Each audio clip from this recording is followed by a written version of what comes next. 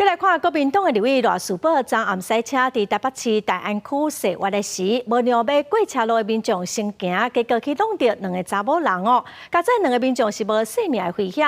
今仔早起，赖士宝伫立法院嘛鞠躬两届回释咧，讲伊绝对毋是故意的，嘛无啉酒塞车，后续会负责任。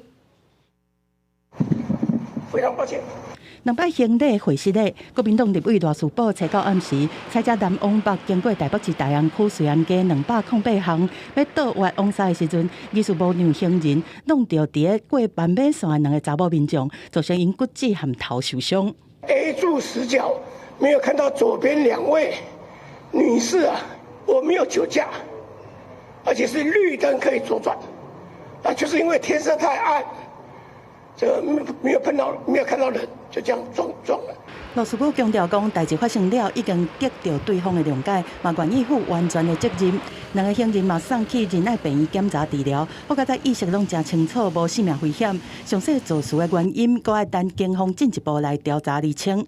肇事驾驶经酒测亦无饮酒情形，本案后续将送至交通大队进行初步分析研判。 交通部长李明彦早起伫立法院受访的时阵表示讲，要提醒全国的驾驶要注意停让行人，卖互各县市政府来注意各路口的照明，而且用庇护岛的方式来减少A 条视线的死角。记者综合报道。